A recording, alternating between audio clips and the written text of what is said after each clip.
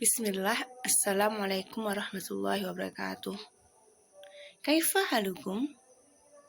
Apa kabar Ananda semuanya? Ya, Alhamdulillah kita semua masih sehat ya. Masih Allah berikan kesehatan, limpahkan rahmatnya. Nikmat iman, nikmat Islam. Baik, pada pertemuan kali ini Ibu masih melanjutkan KBM kita tema 3 muatan. Nah, untuk muatan kali ini Ibu akan membahas muatan PPKN. Pertemuan lalu untuk PPKN kita sudah membahas tentang hak, kewajiban, dan tanggung jawab. Nah, apakah Anda masih ingat apa itu hak, kewajiban, dan tanggung jawab? Iya, hak itu adalah segala sesuatu yang kita dapatkan, kita peroleh. Sedangkan kewajiban apa yang harus kita laksanakan. Dan tanggung jawab itu adalah kesadaran diri untuk melaksanakan kewajiban. Jadi ada sanksi yang akan diterima kalau kita tidak melaksanakan tanggung jawab atau perasaan bersalah, ya. Baik. Sedangkan pertemuan kali ini kita akan membahas tentang keragaman dalam interaksi. Namun sebelum Ibu membahas materi ini, Ibu akan menyampaikan tujuan daripada pembelajaran kita. Bersama Ibu Sri kita akan membahas, silahkan disimak baik-baik dan dipahami penjelasan Ibu. Jika tidak paham nanti ditanyakan ya. Semoga ilmunya bermanfaat. Tujuan pembelajaran kita hari ini yaitu yang pertama, Ananda setelah belajar dapat menjelaskan dan mengidentifikasi keragaman sosial budaya masyarakat dalam interaksi sosial. Kemudian membuat laporan dan juga Ananda menyelenggarakan kegiatan yang mendukung keberagaman sosial budaya masyarakat. Nah, pada materi IPS yang lalu juga kita sudah mempelajari interaksi sosial. Coba siapa yang masih ingat apa itu interaksi sosial? Iya, interaksi itu adalah hubungan timbal balik. Kalau sosial itu berarti dengan manusia. Nah, manusia itu kan ada yang individu orang per orang, ada orang yang dengan kelompok, ada yang kelompok dengan kelompok. Oke. Kemudian Ananda juga sudah Ibu tugaskan kan kemarin yang mengidentifikasi kegiatan sosial budaya masyarakat. Di antaranya ada yang membuat laporan bahwa di sekitarnya kalau ada yang mengadakan resepsi pernikahan itu berbagai kebudayaan dipertunjukkan atau kebiasaan masyarakat yang bergotong royong dan lain sebagainya ya. Berarti dari sana dari penugasan itu terlihat Ananda sudah memahami apa itu kegiatan sosial budaya masyarakat. Baiklah, kita ke inti materi hari ini. Perhatikan gambar di sini. Ini ada kegiatan apa, Nak? Iya, gotong royong ya atau kerja bakti. Nah, di sini ada beberapa orang. Mereka beragam, bisa sukunya, bisa beragam agamanya, mereka saling bekerja sama. Jadi keragaman di lingkungan sekitar kita bisa terlihat dari keadaan ini, kegiatan yang dilakukan oleh masyarakat. Nah, jadi manusia itu kan makhluk sosial. Makhluk sosial itu makhluk apa? Makhluk yang membutuhkan orang lain atau tidak dapat dia hidup sendiri. Jadi dalam berinteraksi mereka ada hubungan timbal baliknya, saling tolong menolong, saling berkomunikasi ya. Nah, contoh ini merupakan salah satu contoh interaksi sosial yang ada di lingkungan kita. Oke, keragaman dalam interaksi sosial itu banyak sekali. Kita sudah bahas, jadi kita jumpai keragaman ini dalam kehidupan kita sehari-hari di antaranya. Nah, misalnya nih, pernah kan kita kalau 28 Oktober itu di televisi itu ada upacara di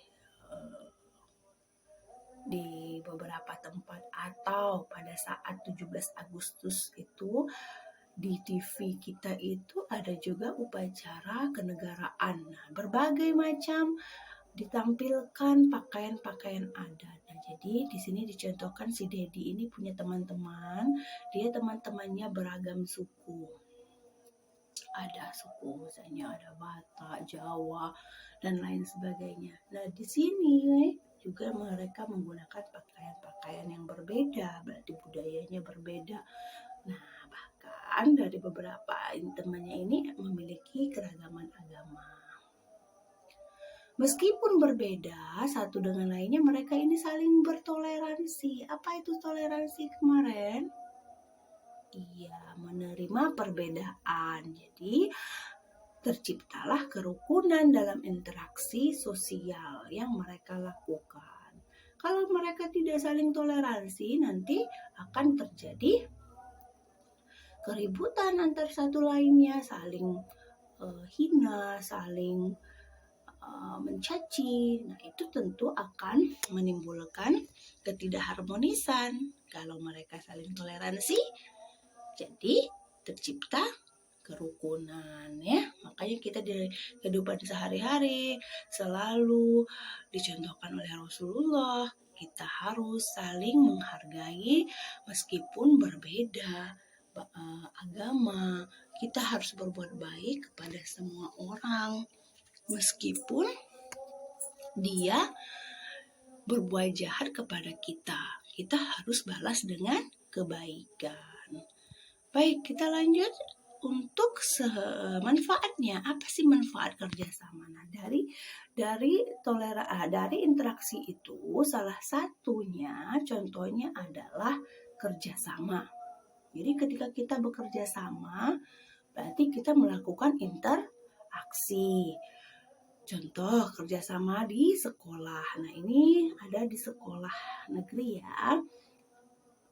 Ini beberapa anak, mereka saling berbeda agama, berbeda jenis kelaminnya, ada yang Ahmad, ada yang Ikhwan, berbeda sukunya, berbeda bahasanya dan lain sebagainya. Dalam perbedaan ini, mereka saling berteman dan saling bekerja kelompok. Jadi salah satu bentuk kerjasama dalam keberagaman itu adalah kerja kelompok, ya. Salah satunya adalah kerja kelompok. Kemudian pemersatu budaya yang beragam. Jadi manfaatnya apa dari kerja kelompok? Dari kerjasama dalam keberagaman ini, tentu ini sebagai pemersatu. Kemudian pekerjaan yang dilakukan menjadi lebih ringan. Lalu dapat bertukar pikiran sehingga apa yang dikerjakan menjadi lebih cepat selesai. Namun terkadang ya, coba diingat-ingat ketika Ananda bekerja kelompok di kelas, kadang pekerjaannya jadi lama karena Ananda banyak ngobrolnya. Nah, berarti tujuan daripada kerja kelompok itu tidak terrealisasi dengan baik. Maka kita harus menetapkan tujuan daripada kerja kelompok. Lalu kita bekerja memang benar-benar sesuai tujuan tadi. Ya, baik. Kerja sama itu berarti bekerja bersama-sama. Jadi jangan ada yang bekerja sendiri-sendiri, kemudian ada yang ngobrol. Itu tidak akan mencapai tujuan daripada kerjasama. Dalam kehidupan sehari-hari, nah juga kita beragam adat istiadat. Ibu sudah jelaskan pada muatan IPS lalu ya, bahwa adat istiadat itu perilaku masyarakat yang turun-temurun yang menjadi ciri khas suatu daerah. Misal Ananda berkunjung ke suatu tempat. Nah, Ibu pernah berkunjung ke Bali. Di sana ada adat istiadatnya potong gigi bagi yang udah remaja. Kemudian ada juga ngaben. Ngaben itu upacara pembakaran mayat. Ya, di Bali itu mayatnya dibakar.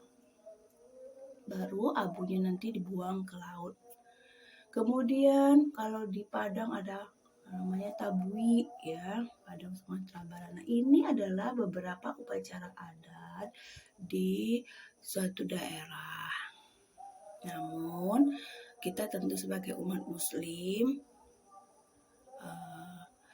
bagi kita yang menjalankan sunnah Rasul, ya, misalnya upacara-upacara ini tidak sesuai dengan syariat, maka kita tidak menjalankannya. Namun kita juga tidak boleh serta-merta memusuhi mereka. Namun kita tetap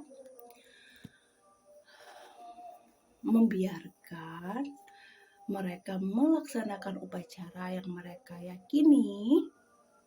Tugas kita hanya menasehati jika kita bisa nasihatkan. Jika tidak bisa, ya silakan saja. Yang penting kita tidak melaksanakannya.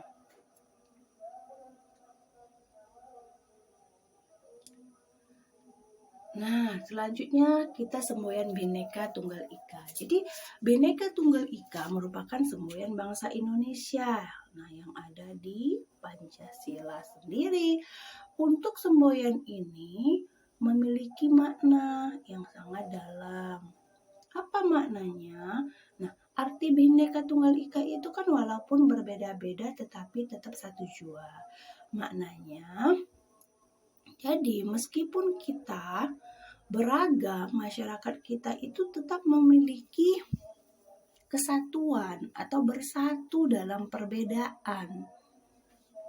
Ya, harus bersatu, yaitu Indonesia. Tidak ada yang wah ini Jawa, Sumatera, ini begini, kita beda. Enggak, kita itu sama, yaitu Indonesia, negara Indonesia ya.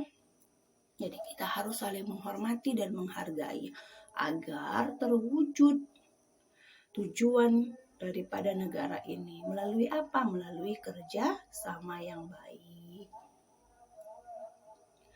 Manfaatnya, keragaman budaya di masyarakat. Bangsa Indonesia akan terkenal dengan keragamannya. Jadi dengan keragaman tersebut kita mampu menciptakan kerukunan di antara perbedaan. Apa manfaatnya? Manfaatnya dapat menumbuhkan sifat nasionalis sebagai identitas bangsa di mata internasional. Kemudian sebagai ikon pariwisata. Ikon itu ciri khas kita ya dalam pariwisata. Kemudian memupuk sikap toleransi. Ini adalah manfaat dari beberapa manfaat yang dapat dirasakan. Namun manfaat lainnya tentu masih banyak. Selanjutnya, keragaman di Indonesia. Banyak sekali keragaman di Indonesia. Nah, keragaman di Indonesia tadi kan ada suku, bangsa, budaya, kemudian bahasa, dan lain sebagainya. Di gambar, perhatikan gambar di samping. Gambar ini menunjukkan bekerja sama dalam keberagaman. Ini ada organisasi masyarakat yaitu RT ya. Jadi Pak RT ini sedang bermusyawarah dengan warga. Nah, musyawarah ini dilakukan di lembaga RT tadi. Nah, jadi organisasi di masyarakat salah satunya tadi ada RT. RT itu apa? Rukun tetangga. Mereka ini beragam, warga ini beragam sukunya, kemudian agamanya, bahkan kegiatan ekonomi yang mereka lakukan ini beraneka ragam. Lalu mereka bekerja bersama untuk mencapai pembahasan persoalan di RT setempat. Jadi mereka walaupun berbeda-beda tetap bersatu untuk mencapai tujuan bersama, yaitu membahas persoalan di RT tadi. Nah, keragaman dalam kehidupan sehari-hari yang terjadi salah satunya adalah dalam bentuk organisasi. Ini tadi salah satu contoh organisasi.